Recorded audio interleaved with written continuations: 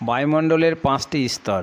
প্রথম ট্রপোস্ফিয়ার, দ্বিতীয় স্ট্র্যাটোস্ফিয়ার, তৃতীয় মেসোস্ফিয়ার, চতুর্থ থার্মোস্ফিয়ার এবং পঞ্চম বায়ুস্তর এক্সোস্ফিয়ার। দশম শ্রেণীর ছাত্রছাত্রীর জন্য মডেল চার্টের মাধ্যমে খুব সহজভাবেই উপস্থাপন করা হয়েছে।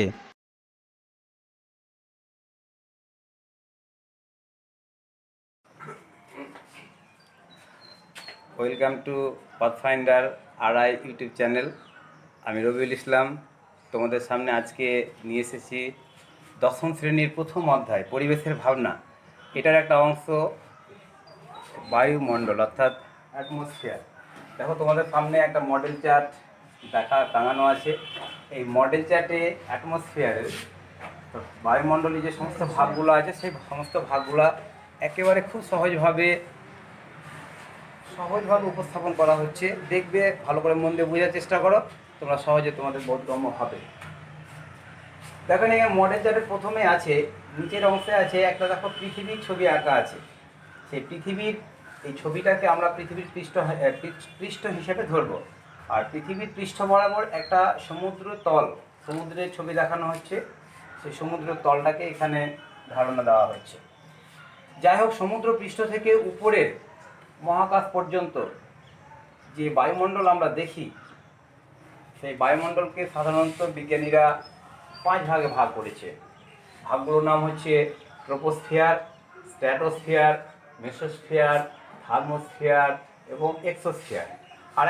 আর একটা ভাগ যেটা আছে বায়ুস্তরের, সেটাকে বলা হচ্ছে ম্যাগনেটোস্ফিয়ার।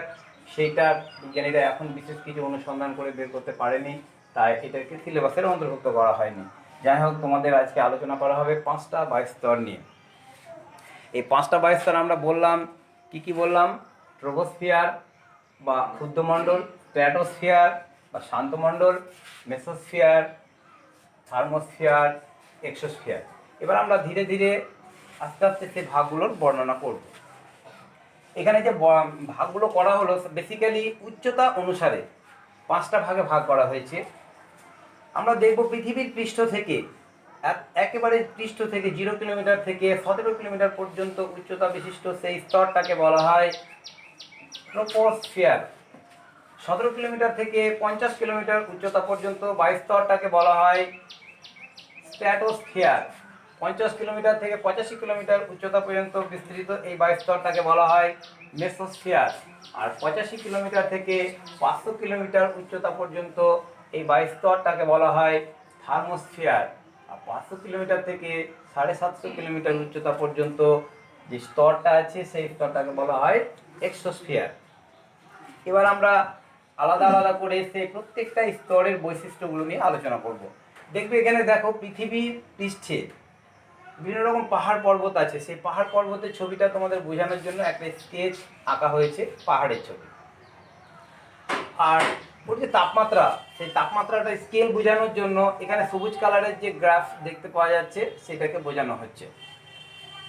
এখানে আমরা দেখছি যে সমুদ্রের পৃষ্ঠে পৃথিবীর যে গড় তাপমাত্রা, কোনো জায়গায় কিছুটা বেশি, কোনো জায়গায় কিছুটা কম, তাই গড় তাপমাত্রা ধরে নেওয়া হচ্ছে 15 ডিগ্রি সেন্টিগ্রেড। এই 15 ডিগ্রি সেন্টিগ্রেড থেকে যত উপরে যাওয়া যাচ্ছে ততই তাপমাত্রা কমতে থাকছে। অর্থাৎ সমুদ্র পৃষ্ঠ থেকে 14 কিলোমিটার পর্যন্ত উচ্চতা বিশিষ্ট যে বায়ুস্তর আছে, সেই জায়গাটার তাপমাত্রা হচ্ছে -56 ডিগ্রি সেন্টিগ্রেড তাপমাত্রা। তাহলে শুরুতেই সমুদ্র পৃষ্ঠের তাপমাত্রা হচ্ছে 15 ডিগ্রি সেন্টিগ্রেড, আর এই বায়ুস্তরের উপরের যে স্তর আছে, এই বায়ুস্তরের উপরের অংশের তাপমাত্রা হচ্ছে -56 ডিগ্রি সেন্টিগ্রেড তাপমাত্রা। তাহলে আমরা বুঝতেই পারছি উচ্চতা বৃদ্ধিতে ট্রপোস্ফিয়ারের তাপমাত্রা কমছে না বাড়ছে? কমছে। Very good. উচ্চতা বৃদ্ধিতে তাপমাত্রা কমছে। এখানে খুব ইম্পর্টেন্ট একটা কোশ্চেন থাকে যে ট্রপোস্ফিয়ারের 1 কিলোমিটার উচ্চতা বৃদ্ধিতে তাপমাত্রা কত ডিগ্রি সেন্টিগ্রেড কমে? 6 ডিগ্রি বা 6.5 ডিগ্রি, প্রায় বলে দেবে, তাহলে ভুলটা হবে না। তাহলে আমরা বলবো যে ট্রপোস্ফিয়ারের মধ্যে 1 কিলোমিটার উচ্চতা বৃদ্ধিতে তাপমাত্রা কমবে 6.5 ডিগ্রি সেন্টিগ্রেড। তাহলে আমরা এখানে থেকে দেখছি যে যত উপরে উঠা যাচ্ছে তাপমাত্রা তত কমছে। এই স্তরের বৈশিষ্ট্য। তাহলে এখানে 0 ডিগ্রি 15 ডিগ্রি সেন্টিগ্রেড তাপমাত্রা আমরা যদি পৃথিবীর গড় তাপমাত্রা ধরি, সমুদ্র পৃষ্ঠের তাপমাত্রা যদি ধরি, তাহলে সেখান থেকে 1 কিলোমিটার যদি উঠে যায় তাহলে তাপমাত্রা 6.5 ডিগ্রি কমে যাবে। অর্থাৎ 15 ডিগ্রি থেকে 6.5 ডিগ্রি যদি কমে যায় তাহলে থাকছে 7.5 ডিগ্রি, সম্ভব 8.5 ডিগ্রি। আবার যদি আরও 1 কিলোমিটার যদি উপরে উঠে যায় তাহলে চলে আসছে, মানে মোটামুটি 2.5 কিলোমিটার উচ্চতা উঠলেই 0 ডিগ্রি সেন্টিগ্রেড তাপমাত্রা চলে আসবে। এবার যেটা বলা হচ্ছে তোমাদের, এই যে 22 স্তর আছে, সেই 22 স্তরের টোটাল যে বায়ুগুলো আছে, সেই বিভিন্ন রকম বায়ু থাকে, সেই বায়ুর 75% বায়ু থাকে ট্রপোস্ফিয়ারের মধ্যে। ট্রপোস্ফিয়ারের মধ্যে কত শতাংশ বায়ুমণ্ডল, কত শতাংশ থাকে যদি বলা হয়, কি বলবে? 75% বায়ু এই স্তরেই থাকে। সেই বায়ুগুলোর মধ্যে অনেক মিশ্র বায়ু, মানে যেটা মিশ্র বায়ু থাকে, সের মধ্যে oxygen, nitrogen, organ, carbon dioxide, জলীয় বাষ্প, ধূলিকণা বিভিন্ন রকম মিশে থাকে। আমরা যদি সেটা আলাদা আলাদা করে একটু আলোচনা করি, তাহলে নাইট্রোজেন যে আছে পার্সেন্টেজ হিসাবে সেটা হচ্ছে 78.09%, অক্সিজেন 20.95%, অর্গান 0.93%, কার্বন ডাইঅক্সাইড 0.03%, জলীয় বাষ্প, ধূলিকণা, এই সমস্ত উপাদানগুলি থাকে। এবার এখানে একটা আশ্চর্য জিনিস দেখার বিষয় আছে যে সমুদ্রে যখন দিনের বেলায় সমুদ্রের আলো যখন সূর্যের আলো যখন সমুদ্র পৃষ্ঠে পড়ে, সমুদ্রের জল আস্তে আস্তে বাষ্পীভূত হয়ে উপরে চলে যায়, বাতাসে চলে যায়, বাতাসে ভাসতে থাকে। এবার আস্তে আস্তে উপরে যখন যাবে, আমরা এক্ষুনি জানলাম যে 2.5 কিলোমিটার উচ্চতাতে, ট্রপোস্ফিয়ারের 2.5 কিলোমিটার উচ্চতাতে তাপমাত্রা কত থাকে বায়ুর? 0 ডিগ্রি সেন্টিগ্রেড থাকে। আরও যখন উপরে যাবে তখন তাপমাত্রা মাইনাসের দিকে চলে যাবে, অর্থাৎ 14 ডিগ্রি সেন্টিগ্রেড তাপমাত্রায় -56 ডিগ্রি সেন্টিগ্রেড থাকে। তো যখন সমুদ্র পৃষ্ঠে জলীয় বাষ্প উঠতে উঠতে 2.5 কিলোমিটার উচ্চতাতে যাবে, অর্থাৎ এই লেভেলে যখন যাবে, তখন সেই বায়ুস্তরের যে জলীয় বাষ্প, ভাসমান জলীয় বাষ্প থাকে, সেই জলের, আমরা সাধারণত জানি জলের গলনাঙ্ক 0 ডিগ্রি সেন্টিগ্রেড তাপমাত্রা, এবং হিমাঙ্ক অর্থাৎ জলীয় বাষ্প থেকে জলবিন্দুতে পরিণত হওয়ার যে তাপমাত্রা, সেটাও 0 ডিগ্রি সেন্টিগ্রেড তাপমাত্রা। তো জলীয় বাষ্প যখন আস্তে আস্তে 2.5 কিলোমিটার উপরে যায় তখন তাপমাত্রা থাকে 0 ডিগ্রি সেন্টিগ্রেড। 0 ডিগ্রি সেন্টিগ্রেড তাপমাত্রায় জলীয় বাষ্প আস্তে আস্তে জলবিন্দুতে পরিণত হতে শুরু করে। আর জলবিন্দুতে পরিণত শুরু করলে ওখানে বড় বড় যখন জলের ফোঁটা হয়, তখন মাধ্যাকর্ষণ, পৃথিবীর মাধ্যাকর্ষণ টানের প্রভাবে সেই জলবিন্দুগুলো নিচে পড়তে থাকে, তখন তাকে বলা হয় বৃষ্টি। সাপোজ ধরে নাও এখানে মেঘরাশি ভাসছে, আর এই জায়গায় তাপমাত্রা 0 ডিগ্রি সেন্টিগ্রেড তাপমাত্রা, তখন সেই মেঘরাজি বলতে কিছুই নয়, জলীয় বাষ্পের কণাগুলো আকাশে ভেসে বেড়ায়। এবার ওই জলীয় বাষ্পগুলো যখন 0 ডিগ্রি সেন্টিগ্রেড তাপমাত্রায় আসে, তখন সেগুলো জলবিন্দুতে পরিণত হয়ে ফোঁটা ফোঁটা আকারে পৃথিবীতে পড়ে, তখন তাকে আমরা বলি বৃষ্টি। এবার অনেকে প্রশ্ন করে যে শিলাবৃষ্টি তাহলে কি করে হয়?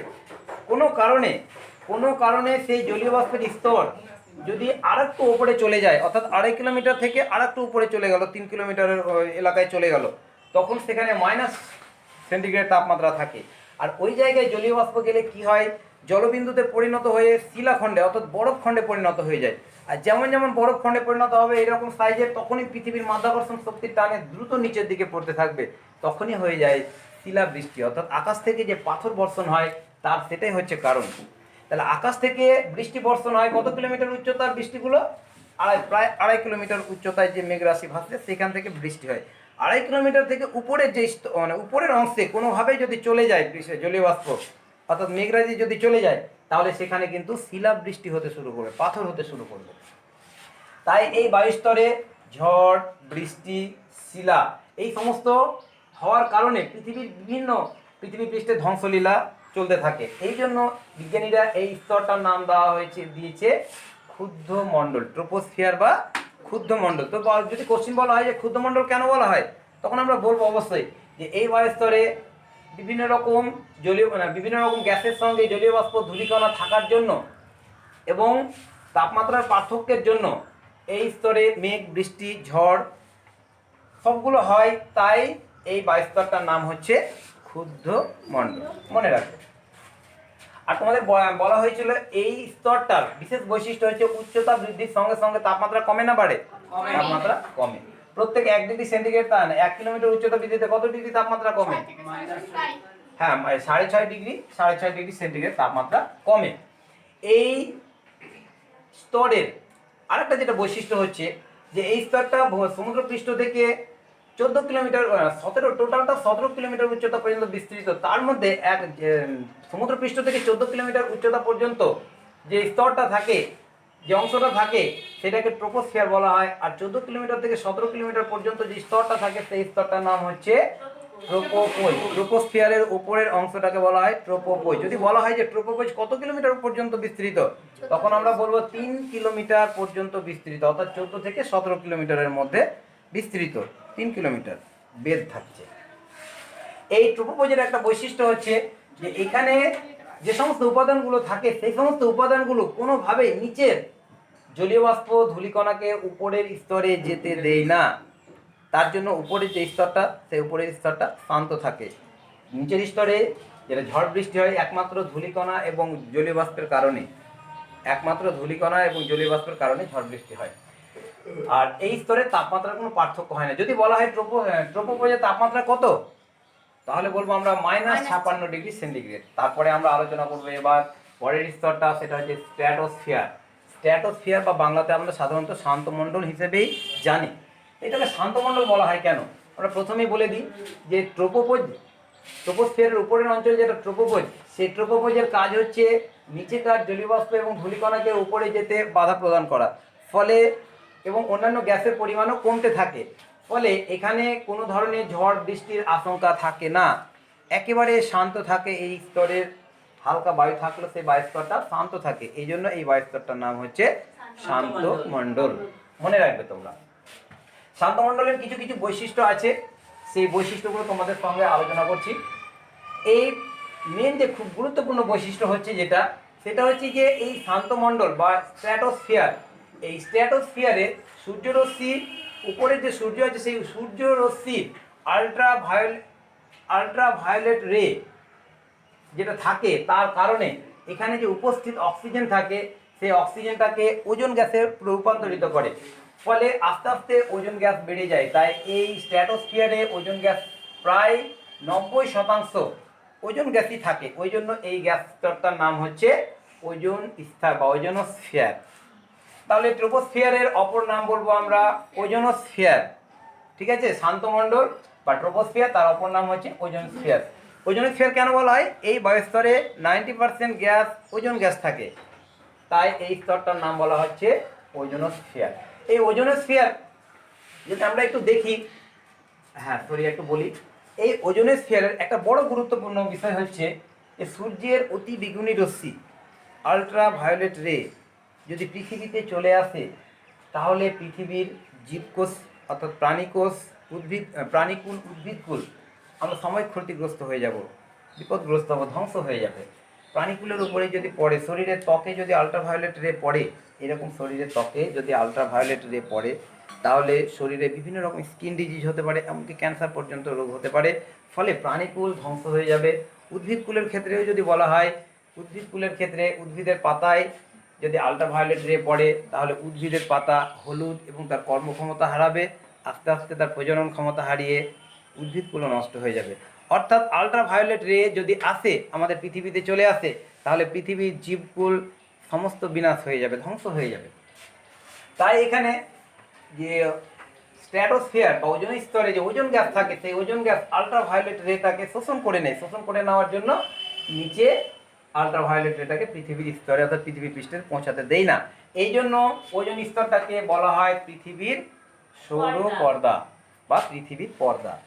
মনে রাখবে, ওজোন স্তরকে পৃথিবীর পর্দা বলা হয় কেন বা সৌর পর্দা বলা হয় কেন, তখন আমরা বলবো যে সূর্যের অতিবেগুনি রশ্মি যদি সরাসরি পৃথিবীতে চলে আসে, তাহলে পৃথিবীর প্রাণীকুল এবং উদ্ভিদকুল ক্ষতিগ্রস্ত হয়ে ধ্বংস হয়ে যাবে। তাই এই ধ্বংসের হাত থেকে ওজোনোস্ফিয়ার আল্ট্রাভায়োলেট রেকে শোষণ করে নিয়ে পৃথিবীতে আসতে দেয় না, ফলে পৃথিবীর জীবকুলকে রক্ষা করে। তাই ওজোন স্তরকে বলা হয় সৌর পর্দা। এটা মনে রাখবে।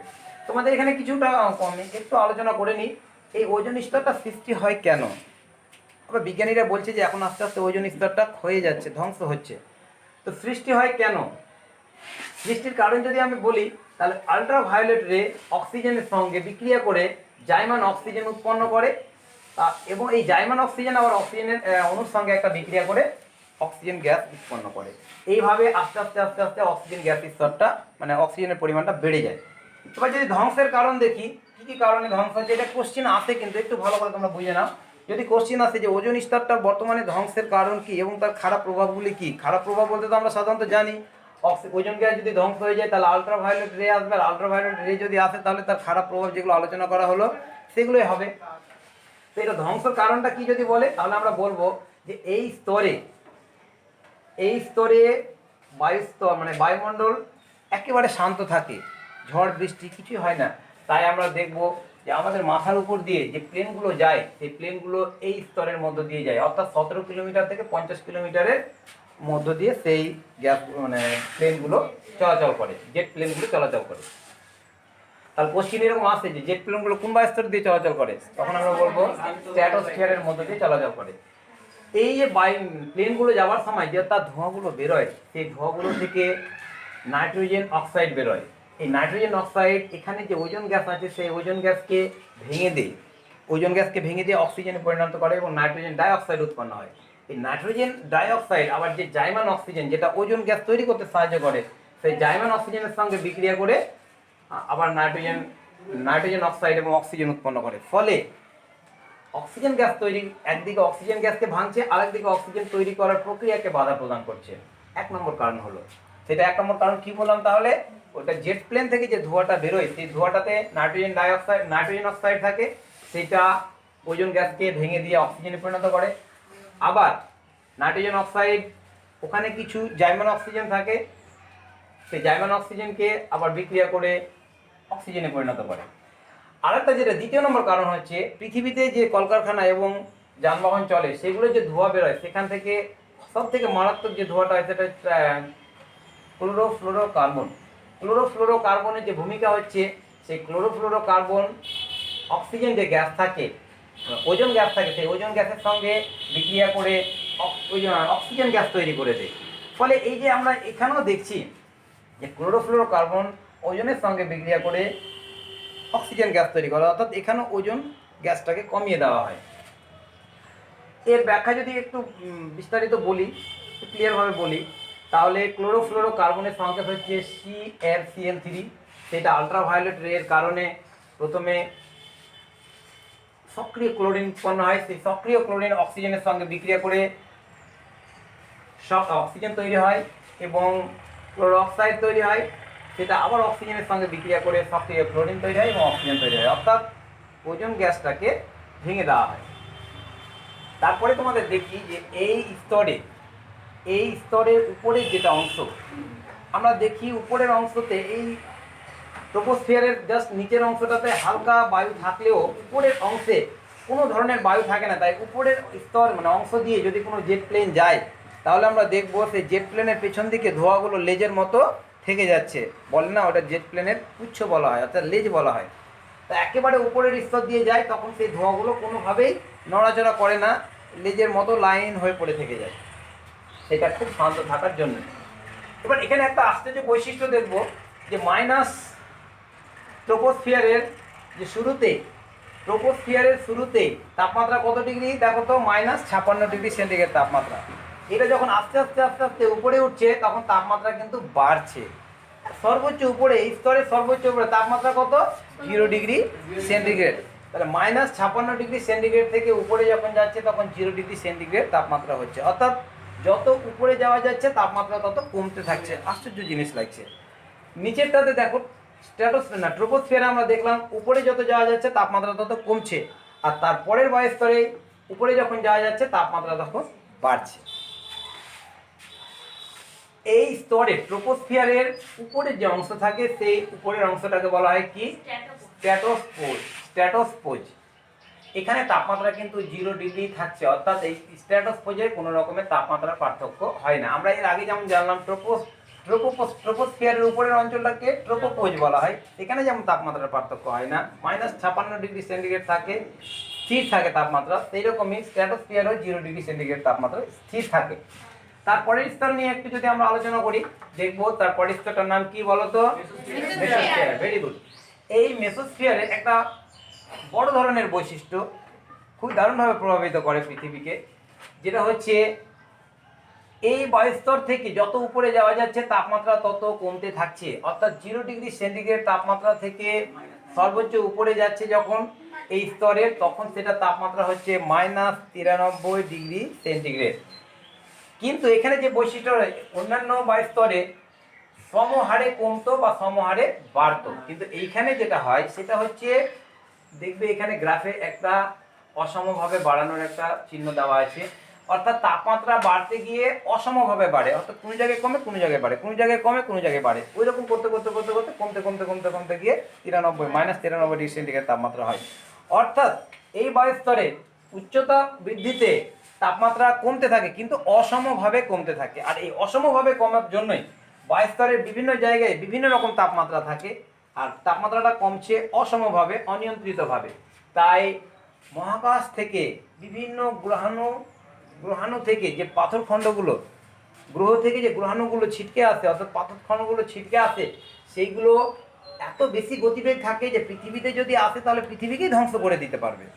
তো ওই সমস্ত গ্রহাণু বলে গ্রহের একটা অণু, অর্থাৎ পাথরখণ্ড যখন আসে তখন পৃথিবীর দিকে ধেয়ে আসলে সেই মেসোস্ফিয়ারের বায়ুস্তর দিয়ে যখন আসে পৃথিবীর দিকে, তখন সেই মেসোস্ফিয়ারের অনিয়ন্ত্রিত অসম তাপমাত্রার জন্য সেই পাথরখণ্ডগুলো হালকা যে বায়ু থাকে সেই বায়ুর সঙ্গে ঘর্ষণ লেগে গরম হয়ে আগুন হয়ে পুড়ে ছাই হয়ে যায়। দেখবে এখানে দেখো, এখানে তোমাদের হলুদ করে কয়েকটা দেখানো হচ্ছে, সেগুলোকে আমরা সাধারণত বলি তারা খসা বা উল্কা পিণ্ড। এই তারা খসাগুলো কিছুই না, এই পাথরখণ্ডগুলো এই বায়ুস্তর দিয়ে আসার সময় পুড়ে ছাই হয়ে যায়, ফলে আমরা লেজে আগুনের লেজের মতো দেখতে পাই। সেগুলোকে আমরা কি বলি? সাধারণত তারা খসা বা উল্কাপিণ্ড বলা হয়। এই বায়ুস্তর থাকার জন্য সেই পাথরগুলোকে পুড়িয়ে ছাই করে দেয়, ফলে পৃথিবীতে আসতে পারে না, তাই পৃথিবী রক্ষা পায়। তাহলে আমরা যদি বলি যে উল্কাপিণ্ড বা তারা খসা কোন বায়ুস্তরে দেখা যায়? মেসোস্ফিয়ার বায়ুস্তরে দেখা যায়। বেশ, এবার মেসোস্ফিয়ারের উপরের অংশটাকে কি বলবো? মেসোপোজ বলবো। এই স্তরে আর বিশেষ বৈশিষ্ট্য খুব একটা নেই, তারপরে যে স্তরটা আছে বেশ কিছু বৈশিষ্ট্য আছে, তোমরা ভালো করে মন দিয়ে বোঝার চেষ্টা করবে। মেসোস্ফিয়ারের উপরের অংশ, অর্থাৎ 85 কিলোমিটার থেকে প্রায় 500 কিলোমিটার উচ্চতা বিশিষ্ট যে স্তর থাকে সেই স্তরটাকে বলা হয় থার্মোস্ফিয়ার। এই থার্মোস্ফিয়ার 85 এখানে -93°C তাপমাত্রা থেকে বৃদ্ধি হতে শুরু করে, এবং এত দ্রুত তাপমাত্রা বাড়ে যে এই বায়ুস্তরের উপরের অংশে তাপমাত্রা হয় 1250°C। মানে প্রচুর তাপমাত্রা হয় ওখানে যদি ওপেনভাবে খোলাভাবে একটা লোহাকে বা লোহার রডকে ছেড়ে দেওয়া যায়, সঙ্গে সঙ্গে গলে যাবে লোহার রডটা, বা এত উত্তপ্ত হয়ে যাবে। লোহার তাপমাত্রা সম্ভবত 1400°C। তো যাই হোক, এটাতে এই তাপমাত্রা খুব নিচের স্তর থেকে উপরে, অর্থাৎ এর শুরুতে -93°C তাপমাত্রা থাকে, আর উপরের অংশে 1200-1250°C তাপমাত্রা থাকে। এই সবুজ রেখার যে স্কেল আছে সেই স্কেল দিয়ে তোমাদের বোঝানো হচ্ছে। এইখানে তাপমাত্রা এত বেশি হয়, আর বেশি তাপমাত্রা থাকার জন্য যে অল্প সংখ্যক হালকা যে গ্যাসগুলো আছে সেইগুলো সেখানে থাকলে সেই গরম বায়ুর সংস্পর্শে বা প্রচুর গরমের সংস্পর্শে সেই গ্যাসীয় উপাদানগুলি ভেঙে গিয়ে আয়নিত হয়ে থাকে। এই আয়নিত হয়ে থাকার জন্য এই স্তরটার যতগুলো গ্যাস থাকে সব আয়নিত হয়ে থাকার জন্য সেই স্তরটাকে বলা হয় আয়ন মণ্ডল। তাহলে আয়ন মণ্ডল কেন বলা হয়? তাহলে বলবে যে এখানে যে তাপমাত্রা আছে সেই তাপমাত্রা অনেক গরম হওয়ার জন্য, অনেক বেশি তাপমাত্রা হওয়ার জন্য এই স্তরে যে গ্যাসগুলো থাকে সেই গ্যাসগুলো ভেঙে আয়নিত হয়ে থাকে, ওই জন্য এই স্তরটার নাম হয় আয়ন মণ্ডল। আর এই আয়ন মণ্ডল থাকার জন্য যে শব্দ তরঙ্গগুলো যায়, অনুদৈর্ঘ্য শব্দ তরঙ্গ, এইভাবে যে অনুদৈর্ঘ্য শব্দ তরঙ্গগুলো যায় সে আয়ন মণ্ডলের মধ্য দিয়ে সবচাইতে বেশি যেতে পারে। তাই রেডিওর যে তরঙ্গগুলো হয়, যেমন দেখা গেল ভয়েস অফ আমেরিকা থেকে যে আমরা রেডিওতে যে খবরগুলো শুনি, বা বিভিন্ন জায়গায় দূরে দূরে যে খবরগুলো আসে, পৃথিবীর বিভিন্ন প্রান্তে যে যায় খবরগুলো, রেডিওতে যে শোনা হয়, টিভিতে যে দেখা হয়, সেইগুলো এই বায়ুস্তরের মধ্য দিয়ে পাঠানো হয়, অর্থাৎ আয়নমণ্ডলের মধ্য দিয়ে পাঠানো হয়। সাপোজ আমেরিকা থেকে আমাদের ভারতবর্ষে যদি আমরা শুনি বসে যে রেডিওর খবর শুনবো, তো রেডিওটা যে শব্দ তরঙ্গ পাঠানো হয় সেই শব্দ তরঙ্গটা এইভাবে ভাসতে আসে। আসার সময় যে পৃথিবীর সামনে যে ট্রান্সমিটার থাকে রেডিওর, সেখান থেকে টেনে নেয় নিচের দিকে, তখন আমরা শুনতে পাই। তাহলে এখান থেকে একটা ইম্পর্টেন্ট কোশ্চিন আসে তোমাদের, শর্ট কোশ্চিন, যে শব্দ তরঙ্গগুলো কোন বায়ুস্তরের মধ্যে দিয়ে চালনা করা হয়, তখন বলবো থার্মোস্ফিয়ার বা আয়নমণ্ডলের মধ্য দিয়ে চালনা করা হয়। এখানে আরেকটা যে জিনিস হচ্ছে সেটা হচ্ছে এখানে 85 কিলোমিটার থেকে 500 কিলোমিটার পর্যন্ত উচ্চতা থাকছে, তার মধ্যে 320 কিলোমিটার থেকে 380 কিলোমিটার অর্থাৎ 50 কিলোমিটার বেগ বিশিষ্ট যে বায়ু অংশ থাকছে, সেইখানে পৃথিবীর বিভিন্ন দেশ যে স্যাটেলাইটগুলো ছেড়ে রাখে, সেই স্যাটেলাইটগুলো এই বায়ুস্তরে অবস্থান করে। অর্থাৎ স্যাটেলাইটগুলো যদি বলা যায় যে পৃথিবীর কত উপরে অবস্থান করে, তখন আমরা বলবো 320 থেকে 380 কিলোমিটারের মধ্যে বিভিন্ন দেশের স্যাটেলাইটগুলো অবস্থান করে। যদি বলা হয় যে স্যাটেলাইটগুলো কোন বায়ুমণ্ডলে থাকে, তখন বলবো আয়নমণ্ডল বা থার্মোস্ফিয়ার বায়ুস্তরে সেই স্যাটেলাইটগুলো থাকে। এই স্যাটেলাইটগুলো তোমরা এখন অনেকে স্যাটেলাইটের ব্যবহার হয়তো জেনে গেছো, যে স্যাটেলাইটের মাধ্যমে পৃথিবীর বিভিন্ন যে অংশের ছবিগুলো দেখানো হয়, সেই মানে নেটের যে থাকে, একেবারে বিভিন্ন প্রান্ত থেকে সেই স্যাটেলাইট থেকে ছবিগুলো তোলা হয়। যাই হোক, স্যাটেলাইট সম্বন্ধে পরে জানবে। এবার যেটা বলা হচ্ছে যে এখানে আরেকটা যে বৈশিষ্ট্য আছে এবং খুব ইম্পর্টেন্ট কোশ্চেনও থাকে এখান থেকে, এই বায়ুস্তরে সমস্ত বায়ুগুলো আয়নিত হয়ে থাকে। আর আয়নিত হয়ে থাকার জন্য পৃথিবীর দুই মেরুতে আয়নিত কণিকার চুম্বক বিক্ষেপের প্রভাবে মেরু অঞ্চল ঘিরে দুইটি বিকিরণ বলয় দেখা যায়, একে আমরা মেরুজ্যোতি বলি। তাহলে এখানে আয়নিত হয়ে থাকে গ্যাসগুলো, আয়নিত হয়ে থাকার জন্য পৃথিবীর মধ্যে যে আমরা চুম্বক একটা পৃথিবীকে আমরা একটা চুম্বক বলে ভাবি, উত্তর মেরু এবং দক্ষিণ মেরু। এই চুম্বকের প্রভাবে আয়নগুলো যেগুলো থাকে, গ্যাসীয় আয়নগুলো থাকে, সেগুলো মেরু অঞ্চল ঘুরে বিকিরণ একটা বলয় তৈরি করে রাখে, যেটাকে আমরা সাধারণত বলি যে মেরুজ্যোতি। তাহলে মেরুজ্যোতি কোন বায়ুস্তরে দেখা যায়, বলবো থার্মোস্ফিয়ার বায়ুস্তরে দেখা যায়। এই থার্মোস্ফিয়ারের উপরের অংশটাকে বলা হয় থার্মোপোজ। থার্মোপোজের তাপমাত্রা কিন্তু স্থির থাকে, অর্থাৎ 1250 ডিগ্রি সেন্টিগ্রেড তাপমাত্রায় স্থির থাকে। তারপরে যে স্তরটা আছে সেই স্তরটার নাম হচ্ছে এক্সোস্ফিয়ার। এই এক্সোস্ফিয়ারের উচ্চতা হচ্ছে 500 কিলোমিটার থেকে 750 কিলোমিটার পর্যন্ত বিস্তৃত। এইখানে যে গ্যাসীয় উপাদানগুলো, সব থেকে হালকা যে গ্যাসীয় উপাদানগুলো সেগুলো যেতে পারে, তা বাকিগুলো যেতে পারে না। সেই গ্যাসীয় উপাদানগুলো হচ্ছে হাইড্রোজেন এবং হিলিয়াম। এই হাইড্রোজেন এবং হিলিয়ামই থাকে এই বায়ুস্তরের মূল উপাদান। আর এখানকার তাপমাত্রা 1250 ডিগ্রি থেকে বেড়ে 1600 ডিগ্রি সেন্টিগ্রেড তাপমাত্রা পর্যন্ত বেড়ে যায়। তাহলে আমরা দেখলাম এখানে বায়ুস্তরের বিভিন্ন ভাগের বৈশিষ্ট্যগুলো নিয়ে আলোচনা করলাম। ঠিক আছে, আজকের মতো এই পর্যন্ত। তোমাদের সঙ্গে আবার পরে দেখা হবে। তবে তোমরা যদি ভালো লাগে এটাকে, এই চ্যানেলটাকে লাইক করে দিবে আর সাবস্ক্রাইব করে রাখবে, কেন যে নতুন নতুন ভিডিও যখন আপলোড করা হবে তার নোটিফিকেশন আকারে তোমাদের কাছে পৌঁছে যাবে। Thank you.